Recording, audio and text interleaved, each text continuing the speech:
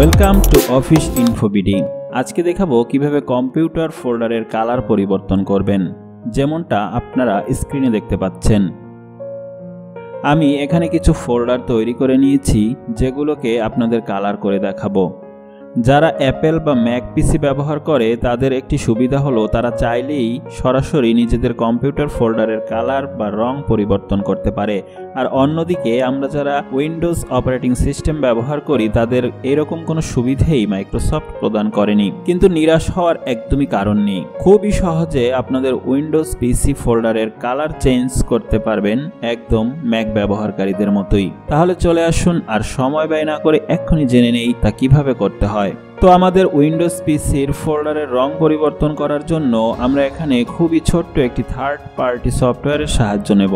প্রথমত আপনাকে সফটওয়্যারটি ডাউনলোড করতে হবে, আর ডাউনলোড করার জন্য আপনি গুগলে গিয়ে ফোল্ডার আইকো লিখে সার্চ করুন। ডাউনলোড লিঙ্কটি আমি ডেসক্রিপশন বক্সে দিয়ে দেব, যেখানে ক্লিক করে সরাসরি সফটওয়্যারটি ডাউনলোড করতে পারবেন। ওয়েবসাইটটিতে প্রবেশ করার পর একদম নিচে আপনি ডাউনলোড অপশন পেয়ে যাবেন। এখন সফটওয়্যার ডাউনলোড ও ইনস্টল করে নিন। আমি আগেই ডাউনলোড করে রেখেছি, অন্যান্য সফটওয়্যারের মতো এটি ইনস্টল করে নেবেন।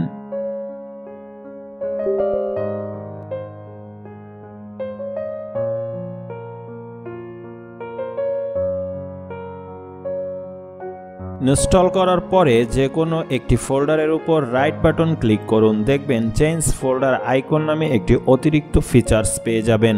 এবার আপনি যে ফোল্ডারটিকে কালার করতে চান সেই ফোল্ডারটির উপরে আপনার মাউসের রাইট বাটন ক্লিক করুন, চেঞ্জ ফোল্ডার আইকন নামে একটি অপশন দেখতে পাবেন। অপশনে ক্লিক করলে এই ফোল্ডারের কালার পরিবর্তন করার জন্য বিভিন্ন রং পেয়ে যাবেন। ব্যাস, এখন আপনি নিজের পছন্দ মতো রঙের উপর ক্লিক করুন, দেখবেন সাথে সাথে ফোল্ডারের কালার চেঞ্জ হয়ে গেছে এবং ফোল্ডারগুলোকে দেখতে অনেক সুন্দর লাগছে। আমি একে একে আমার সব ফোল্ডারগুলোকে বিভিন্ন কালারে পরিবর্তন করব।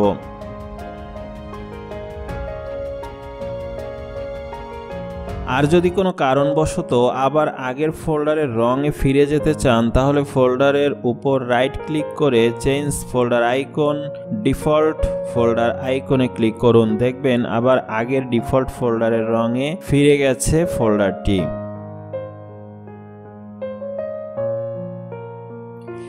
এই হলো খুব সহজ ও ছোট্ট একটি উপায় বা ট্রিক্স নিজের উইন্ডোজ কম্পিউটারের ফোল্ডারের রং বা কালার পরিবর্তন করার জন্য।